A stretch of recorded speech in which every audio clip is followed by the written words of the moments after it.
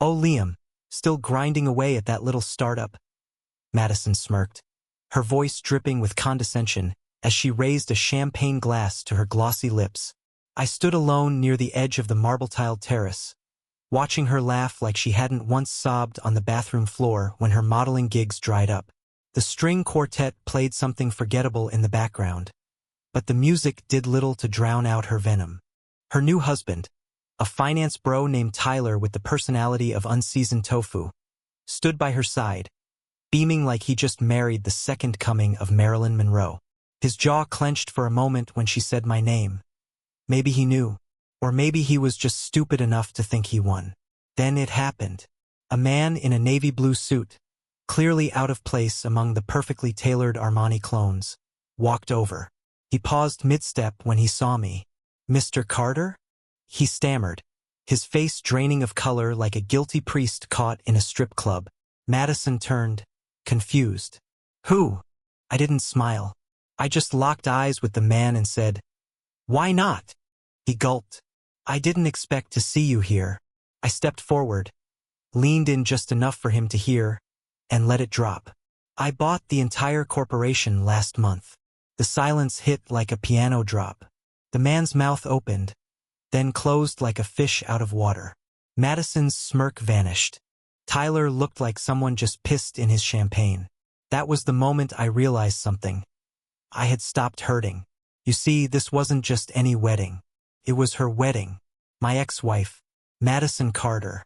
The woman I gave 9 years of my life to, who used to leave lipstick notes on my mirror, who once said, "Liam, if I ever cheat on you, hit me with a car."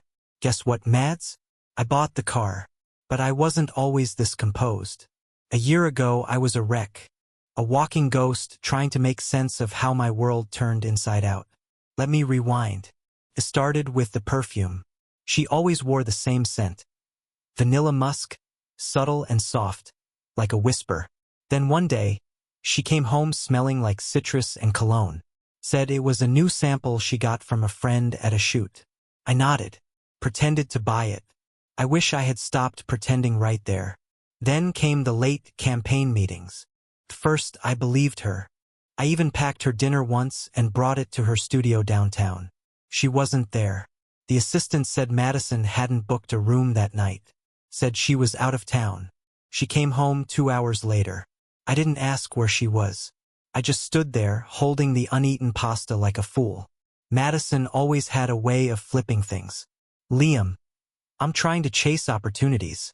Why don't you ever trust me?" I was too stunned to respond. That was her magic trick. Lie, twist, flip, then cry if needed. She was a walking soap opera. Then I found it. A message on her tablet. One she'd forgotten to log out of before leaving for her wellness retreat. It was from a guy named Tyler. The same Tyler who now stood on this terrace. Officially her second husband. "Tyler, I missed last night. You taste like trouble." Madison, better than Liam's guilt sandwiches. He made me dinner again. I didn't breathe. I didn't blink. I sat on the kitchen floor and read the whole thing. Weeks of messages. Hotel reservations. Plans for accidentally breaking the news. I wasn't even supposed to be part of the equation anymore. That was when something in me snapped. I didn't cry. I didn't throw the tablet. I didn't call her screaming like some jealous kid. I got quiet. And when I get quiet, I plan. I hired an investigator. Not for proof, I had enough of that. No, I wanted every detail. Every location. Every lie. Every time she said she was with her mom, or yoga, or deep in creative flow. I wanted to own the truth. By the time she served me divorce papers, I'd already started negotiating for the company that backed Tyler's entire career. A struggling digital investment firm that my startup had been studying for months. They needed a bailout. I gave them one with my name on the dotted line and full acquisition rights. Now here I am, at their reception, at their start, at my closure. Madison is still staring at me. The same eyes that used to beg me to stay during fights are now twitching with confusion. She knows me well enough to be afraid, but not well enough to predict what's coming next. I sip my drink and turn away before she can speak. "You wanted Tyler?" You got him. You wanted me gone. Too bad. Because I'm just getting started. I didn't start digging because I thought she was cheating. I started because she was acting like someone I didn't recognize anymore. Madison was always a bit high-strung. She liked attention. She needed praise. But she used to care. She used to ask about my day, laugh at my dumb jokes, kiss me on the back of the neck when I worked late. That version of her died slowly. First, I thought it was stress. Then I thought maybe she was just drifting. Relationships go through phases, right? But then came the distance. Literal and emotional. She stopped texting me during the day. She always had her phone face down. She kept her ringer off, even at night. There were random showers after coming home. Late meetings. New lingerie, just for herself. But the moment I knew something was wrong, she stopped fighting with me. That may sound like a good thing, but it wasn't. Madison loved to argue. If she was mad, you knew. She'd throw words like knives and expect you to dodge them like Neo in the Matrix. But suddenly, she was silent. No fights. No tension. Nothing. Like I didn't exist. So I started watching. Not in a creepy way, just aware. I noticed the receipts in her purse weren't matching her stories. She said she had lunch with an old friend at Olive Garden. The receipt said Nobu. She told me she was out late working on a fitness campaign for a yoga brand. That night, I drove by her studio. The place was pitch black. I didn't sleep. Not that night. Not the next few either. The worst moment was the night I saw them. I wasn't following her. I swear I wasn't. I was grabbing late-night coffee because I couldn't shut my brain off. I turned on to Wilshire and saw her. Madison. Standing in front of a luxury hotel in heels too high for work and laughing with some tall guy in a navy blue suit. She touched his chest. He touched her lower back. They kissed. That kiss broke something inside me. It wasn't just the cheating. It was how familiar she looked doing it. Like she'd done it before. Like she was good at it. I didn't confront her right away. I watched them go inside. I sat in my car. I stared at the hotel sign glowing against the night sky and wondered how I got here. That night I couldn't go home. I crashed at my friend Josh's place. Told him a little. Left most of it unsaid. The next morning, I went home before she got back. Her duffel bag was on the floor. She came in around 7 a.m. Humming. Said her shoot ran late. I didn't respond. That's when she got annoyed. What, you're mad because I didn't call? I told you it would be a long night.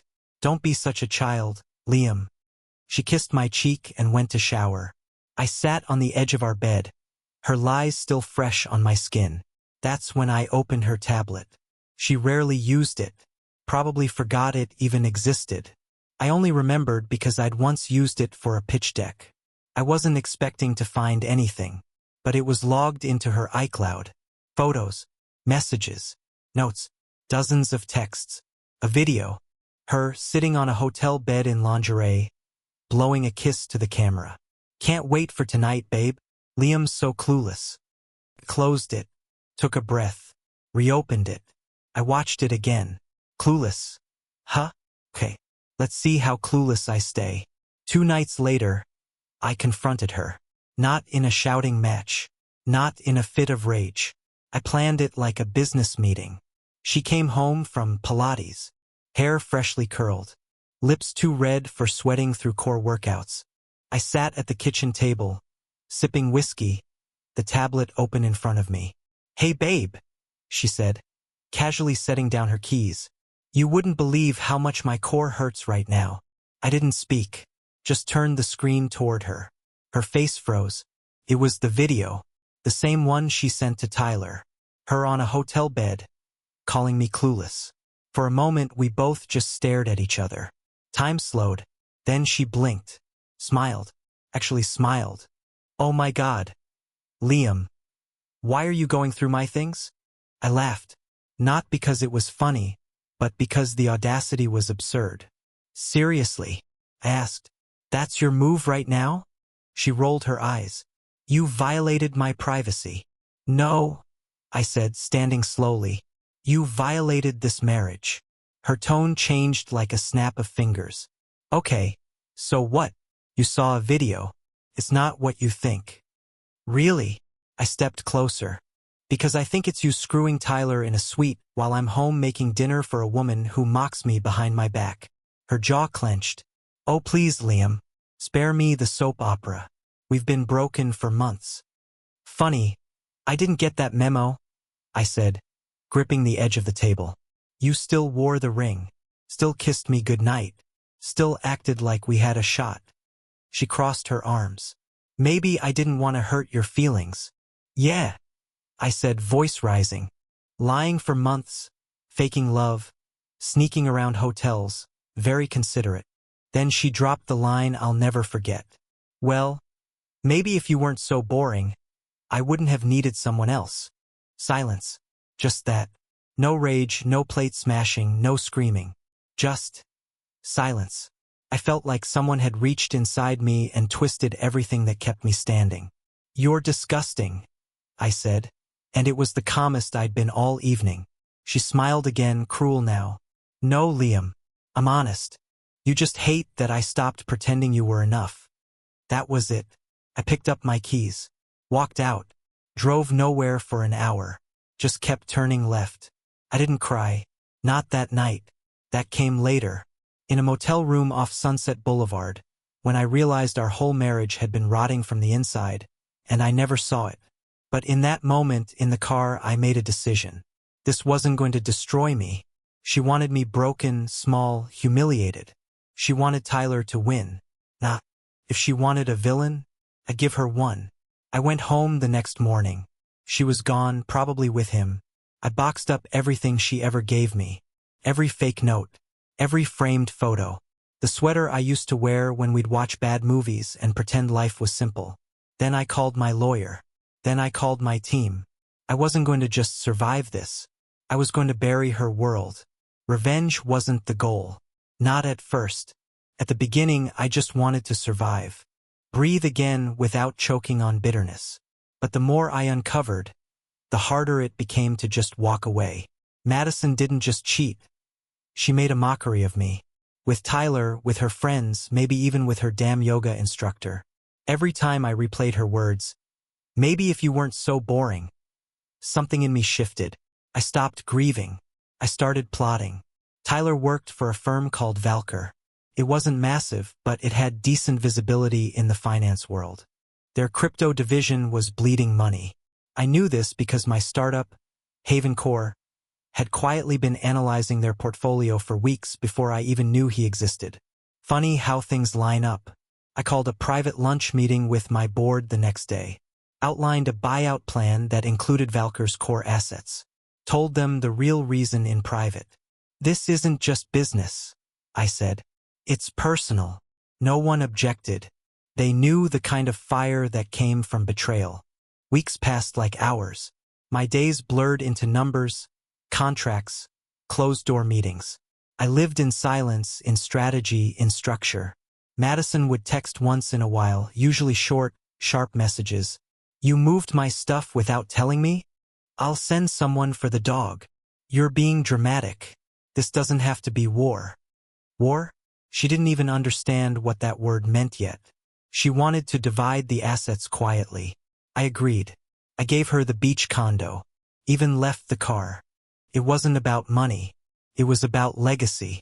While she played house with her new boy toy, I was rebuilding the ground under her feet. Then, one morning, my lawyer handed me a file. Thought you'd want to see this, he said. Inside were photos. Her and Tyler, kissing at a private dinner on a rooftop. Her leaning into him, hands on his knee. And then, shocker, Tyler with another woman. Same rooftop, different night, same behavior. I laughed, out loud. Of course. The guy she left me for was cheating on her.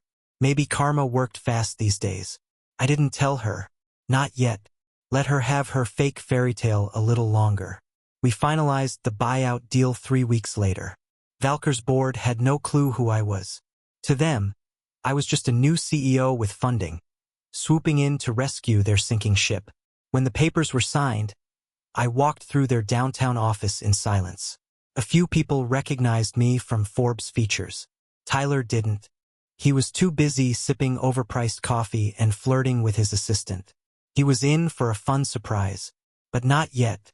Not until the wedding. Yes, the wedding. Madison and Tyler were planning a grand reception at some estate in Malibu. I got the invite out of courtesy or spite, maybe. I RSVP'd yes. And that's where I planned my final move. Because what's the point of revenge if they don't know you won? I didn't wear a tux. I wore power. Custom black-on-black suit, matte watch, and a calm smile that screamed I had nothing to prove. The reception was at a rented estate with a driveway longer than most marriages. Crystal chandeliers, live jazz, champagne towers, it was a circus. Really, they wanted a royal event. I came to remind them who built the kingdom. The first person to notice me was a caterer. He blinked twice, then whispered something to a security guy who nodded like he recognized the name but couldn't place the face. Madison, on the other hand, she noticed instantly. She was standing near the floral arch, laughing too loud at some story Tyler was botching. She looked different. Plumper lips, higher cheeks, smaller waist. All artificial, of course. Even her smile had been rehearsed. And then she saw me. It was like watching someone trip in slow motion. Her body froze mid-laugh, head tilted slightly as if questioning her own eyesight. I just lifted my glass slightly, like I was toasting her poor life decisions. She whispered something to Tyler. He turned around and grinned, clueless, raised his glass. I smiled back, friendly, controlled, and absolutely electric inside. That's when Mr. Johnson showed up, the CEO I replaced at Valker. He was older, sharp suit, stiff posture. He wasn't here for the couple. He was here out of obligation, clearly. Then he saw me. His face went pale like milk meeting vodka. "Mr. Carter?" he muttered. "I didn't expect to see you here." Madison glanced between us, confused. "Wait, why would you know Liam?" I didn't even look at her. My eyes stayed locked on Johnson. I leaned in and said, real low, "I bought the entire corporation last month." Silence. Madison blinked like the sun just exploded. Tyler froze, still holding his glass midair. And then, I watched it happen. Her face cracked. She realized. She understood. I wasn't there as her past. I was there as her future's landlord. She stammered something about coincidence. I didn't listen. I walked toward the bar and ordered a single malt. Neat. My phone buzzed. It was a message from my lawyer. Media leak confirmed. Valker ownership transfer hits headlines tonight. Should be fun. Oh, it would be. See, I didn't just buy Valker. I gutted it. Quietly replaced Tyler's entire division. Froze his bonuses. Disbanded his pet project. Restructured the board to report directly to me. On Monday, he'd walk in and learn his keycard didn't work. But I wasn't done. I took a slow walk around the venue, nodding at strangers, watching Madison try to keep her face together. She whispered frantically to Tyler, who shrugged, confused. She tried to smile at me. I looked right through her. Revenge isn't loud. It's not fire or fists. It's silence in a room full of witnesses. It's being the ghost in someone's happy ending, and reminding them the past has claws. As I left the estate, I heard her call after me. "Liam, wait."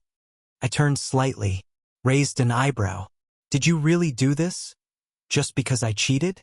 I gave her the softest smile I could muster. "No, Madison. I did this because you made the mistake of thinking I'd always stay small." Then I got in my car and drove off, faster than I ever ran from her lies. Monday came like thunder. Tyler showed up to Valker HQ at 8:12 a.m. Sharp, still riding high from the wedding hangover, still thinking the world bent for him. He tapped his keycard against the reader. Red light. Beep. No entry. He tried again. Same result. Then again, this time harder, as if effort might make the building forget who owned it. Security approached him, polite but firm. "Sir, your access has been revoked. You'll need to step aside." "I work here," he snapped. "Not anymore," I said, stepping out from behind the glass door. "Good morning, Mr. Golding." He turned to face me. No more grin. Just disbelief dripping from his face like rain off a broken umbrella. "You can't be serious." "I'm always serious." I replied. You're not fired, by the way. We're reassigning you. Something better suited to your talents. I handed him a sealed folder. Inside, a demotion letter and a reassignment to a client strategy desk in a secondary office 2 states away. No team, no title, just a cubicle and a landline. He flipped through the papers, his voice breaking. This is a joke. You're doing this because of her. Oh no, I said, leaning in. I'm doing this because of you. Because you thought cheating with a married woman came without consequences. I turned my back on him. Let that be the last thing he saw. My back as I walked toward the elevator, the one he used to ride like a king. Later that afternoon, I received a text from Madison. Madison, you're really going to ruin his life? Mine too? For what? Ego? I stared at the message for a long time. No, not ego. It was clarity. It was closure. But she wouldn't understand. Narcissists never do. They break things, then cry when the pieces cut their own hands. The next week, news broke that Tyler had been transitioned. A few business sites tried to spin it as strategy. Most didn't care. To the outside world, it was just a ripple in the financial ocean. But to Madison, it was war. She called me, first time in months. I let it ring 5 times before answering. What? I said. You're enjoying this, she snapped. No, I said coldly. I'm finishing it. She went quiet for a second. You loved me once. I did, I admitted. And you spit on it. You're not the same Liam, she muttered. No, I agreed. I grew teeth. Click. End of call. Later that evening, Josh, my best friend, the one who let me crash on his couch when I couldn't go home, came over with 2 beers and a smirk. You see her Instagram story? He asked. No. Why? She posted a picture of Tyler asleep on the couch with a wine bottle next to him. Caption said, "Regret looks different on everyone." I smiled. Not because I wanted her to suffer, but because she finally saw the view from the other side. That week, I slept better than I had in months. No racing thoughts. No images of hotel rooms or lies on loop. Just silence. Peace. Funny how peace feels like power when you've been powerless too long. Something strange happened after that week. I expected closure to feel like a slam of the gavel. A final scene where I walk away in slow motion while the past burns behind me. But real life doesn't work like that. There was no grand score playing in the background. Just the stillness. And me adjusting. I'd spent so much energy planning moves like a chess game that I forgot how to just be. How to wake up without thinking about who was betraying me, who was lying, who was winning. And one morning I did. I woke up. No nightmares. No bitterness. Just sunlight bleeding through the curtains and the sound of my dog snoring on the floor. Madison was still trying to call. I let every call go to voicemail. She didn't know how to operate outside of chaos. When the drama ended, she panicked. I listened to one of her messages once, just out of curiosity. Liam, we need to talk. I didn't think you'd go this far. You didn't just hurt him. You hurt me. Was that your goal? To make me feel worthless? I almost laughed. She'd built an entire personality out of burning bridges and then acting shocked when the fire got hot. But I was done playing with matches. Instead, I focused on myself. On Haven Core. We were expanding now, ironically stronger than ever. Investors were circling, and my team was tighter than a vault. For the first time in years, I walked into work with purpose that wasn't driven by pain. Josh noticed the change. You're not angry anymore, he said one night over tacos and beer. I'm not numb either, I replied. I'm just free. He raised an eyebrow. So what's next? Another relationship? Or are you going to swear off women like a monk? I shrugged. I'm not swearing off anyone, but I'm also not going to love someone who sees me as a stepping stone again. He nodded. Fair. I didn't date. Not right away. I focused on rebuilding everything Madison had tried to tear down. Not just my reputation, not just my business, but me. The version of Liam that laughed more, trusted more, walked into a room and didn't second-guess his worth. Madison, on the other hand, began to unravel publicly. A few months after the wedding, her marriage with Tyler collapsed. Apparently, she found texts from another woman on his phone. Same story, different cast. She tried to get ahead of it, post some empowered breakup captions, but people were starting to see through the act. I got a message from her sister one evening. "She's falling apart. I'm not asking for pity. I just thought you should know. She's not okay." I didn't respond, not because I didn't care, but because I'd already tried being her lifeline once. She cut the rope herself. Still, part of me felt something that surprised me. Pity. Not love. Not longing. Just that heavy, dull ache you feel when you watch someone drown in a pool they filled themselves. That night, I sat on my balcony, watching the skyline, sipping scotch. My dog curled next to me, snoring again. Same position. Same rhythm. Peace isn't loud. It's quiet. It's the absence of the need to prove anything. And I realized something. Revenge may have started the fire, but peace is what kept me warm. Time didn't heal everything, but it gave clarity. A year passed since that night at the reception. I didn't think about her every day anymore. The memories came and went like weather. Some stormy, some soft, but none of them owned me. I'd taken back every part of myself she tried to corrode with her lies, her fake smiles, her gaslighting. Madison never truly apologized. I wasn't waiting for one. Some people aren't capable of real remorse, they just regret losing control. One afternoon, I was walking through a downtown plaza when I spotted her. Alone, sitting on a bench outside a cafe. No makeup, no camera-ready outfit. Just a hoodie and jeans, hair in a loose bun. She looked older. Not physically, but spiritually. Like life had finally caught up with the mask she used to wear so proudly. She didn't see me. I thought about walking over, saying something, anything. But I didn't, because there was nothing left to say. I had closure, and it didn't come from revenge, or her tears, or Tyler's downfall. It came from me, from rebuilding myself, not as the man she tore down, but as the man I should have been long before she ever stepped into my life. If I could go back, I wouldn't erase her.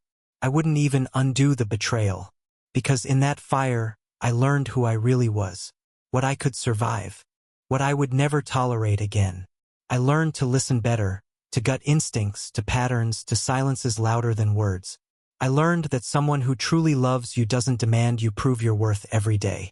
They see your value when you're at your worst, not just when you're on a pedestal.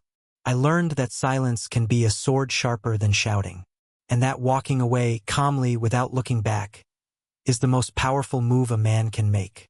I shared my story with a few people quietly, not as gossip but as warning. Betrayal isn't just physical, it's emotional erosion, a slow poisoning, and you either catch it early or it eats you alive. So here's what I'd tell anyone reading this. Anyone who's been in love with someone who used their heart like a tool. 1. Watch patterns, not apologies. Words are cheap. Consistency is truth. 2. If you feel like you're begging for love, you're already starving. Real love doesn't make you compete for it. 3. Never let betrayal define you. Let it refine you. The Liam I am now wouldn't let a Madison into his world. He'd see the red flags the first time she made a passive-aggressive joke and called it just being honest. He'd trust himself, his gut, his worth. That night, I got home, opened a bottle of wine, and wrote in the same journal I started when everything fell apart. I wrote this: she wanted to be a trophy, but trophies belong to winners, and I stopped competing for people who think love is a game. Then I closed the journal, set it down, and finally, felt like I was done. Not with her, with that chapter. A better one was already being written. And this time I was the only author.